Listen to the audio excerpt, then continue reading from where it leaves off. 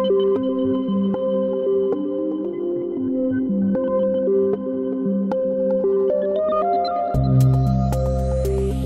is 6 Minutes, the Seriously International Daily Newscast.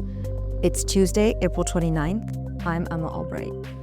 And I am Bertrand Hauger. The sun is setting over Beijing while it's just coming up in Rio de Janeiro. In Johannesburg and here in the World Crunch newsroom in Paris, it's just after midday. These are the latest headlines. Zelensky calls Putin's proposed truce a manipulation. The White House gives tariff exemptions to automakers. And our daily quiz question comes from a museum in the Netherlands. Our top story today is Canada's Liberal Party winning national elections, delivering a full term for Prime Minister Mark Carney, who had stepped in after the resignation of Justin Trudeau. It's still too close to call whether the Liberals will get an outright majority, but national broadcasters declared the Conservative Party the loser of the election. Led by Pierre Poilievre, the Conservatives had been ahead by a wide margin until recent months, when US President Donald Trump began publicly declaring intentions to annex Canada and impose tariffs on America's neighbor to the north.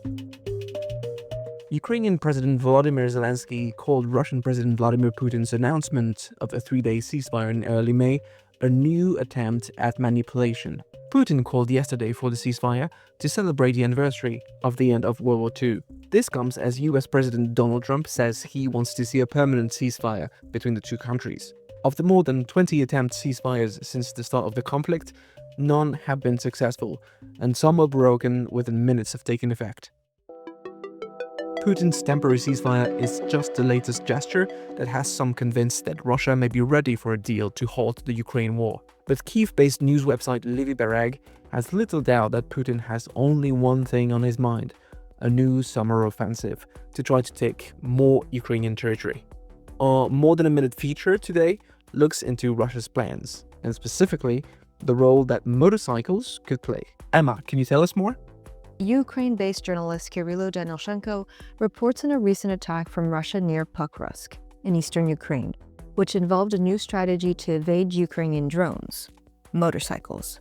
In this instance, a flock of more than 90 motorcycles attacked the town, forming a wide front with scattered clusters laden with gear. The attack failed, but it shows that as the dense greenery of summer approaches, Russian troops are desperately searching for the key to breach Ukrainian defenses.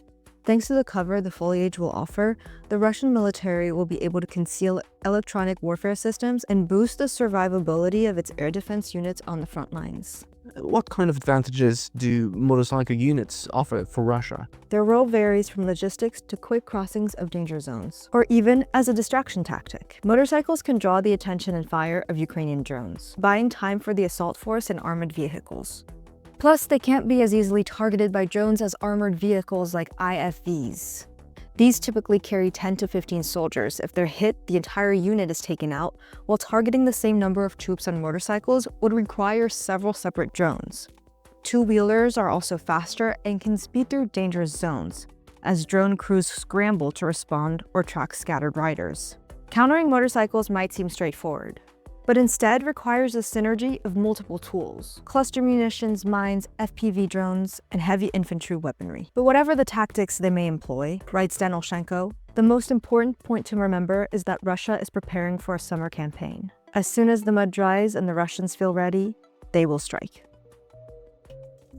Madrid-based daily La Razón blacked out its entire front page this morning with just the words "Caos total," following massive power outage that affected Spain, parts of Portugal, and even parts of southern France through most of the day on Monday. This unprecedented blackout disrupted essential services, including hospitals, police stations, and transportation systems, leaving much of the country in darkness. Portugal's grid operator REN attributed the outage to a rare atmospheric phenomenon caused by extreme temperature fluctuations, leading to instability in high voltage lines. The Trump administration said it plans to waive certain tariffs for American automakers, intending to ease the burden of import taxes on the companies. The new rules would mean automakers are exempt from paying levies on raw materials like steel or aluminum, and would be able to receive a reimbursement on the tariffs paid for importing auto parts. We're closing things out today with our daily quiz question, which comes from a museum in the Netherlands. A museum in Rotterdam announced it is taking down a painting by Mark Rothko that's worth 50 million euros. Is it because A, a child scratched the paint? Answer B, the varnish was found to be toxic? C, the work was a fake? Or D, visitors complained it was too abstract? The correct answer is A. The museum Boijmans van Beuningen in the Netherlands said it was considering next steps for treating Rothko's grey, orange and maroon number 8 after a child damaged the painting during an unguarded moment. The painting, valued at up to 50 million euros, is not the first Rothko to be damaged, and experts say the complicated makeup of the paint makes them particularly susceptible to the environment and possible damage. That's the latest from around the world. If you like this podcast, we'd really appreciate it if you could help us out with a follow, share, and a 5-star rating on your preferred podcasting platform. For more of the best of the international press, delivered exclusively in English, visit us at worldcrunch.com. We'll see you here tomorrow. À demain.